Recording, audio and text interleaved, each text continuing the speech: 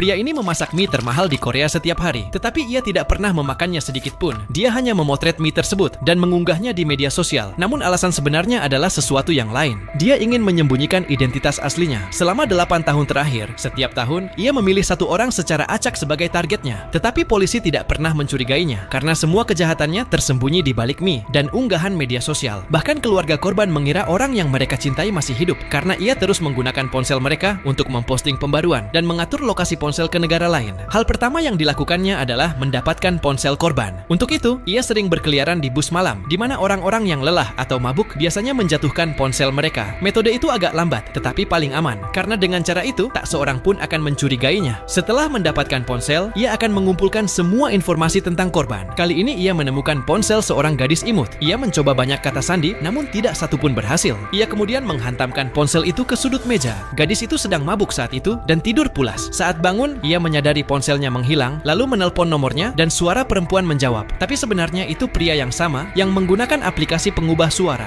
dan mengatakan bahwa ia menemukan ponsel itu di bus, tapi ponselnya sudah rusak. Kemudian ia memberi alamat toko reparasi ponsel dan menyuruh gadis itu untuk mengambil ponselnya di sana. Gadis itu tidak curiga sedikit pun. Ia pergi ke alamat yang diberikan. Itu adalah bangunan tua terbengkalai yang hampir tak ada orang yang datang. Saat masuk ke toko, ia melihat ponselnya dan layarnya memang rusak. Penjaga toko yang sebenarnya pria yang sama memberinya sebuah formulir. Ia harus mengisi semua detail di dalamnya. Yang paling penting adalah kata sandi ponsel. Gadis itu ingin ponselnya cepat diperbaiki, jadi tanpa pikir panjang, ia mengisi formulir tersebut. Sekarang pria itu memiliki semua informasinya. Ia mengganti kamera ponsel, memasang layar baru, membuka kunci ponsel dengan kata sandi, dan diam-diam memasang sebuah virus di dalamnya. Sekarang setiap data gadis itu akan langsung terkirim padanya. Sebelum pergi, gadis itu bahkan berterima kasih. Ia tidak mengetahui bahwa sekarang setiap tindakan, setiap panggilan, setiap pesan, bahkan arah kamera ponselnya sedang dipantau. Dalam beberapa hari, pria itu tahu semua tentang kehidupannya, dari kebiasaan, percakapan, bahkan rahasia yang tak ia sadari sedang direkam dari ponselnya. Di malam hari saat gadis itu tidur, pria itu mengendalikan ponselnya dari jarak jauh. Ia memeriksa semua pesan dan aplikasinya. Setelah mengumpulkan semua informasi, pria itu mulai merencanakan langkah berikutnya.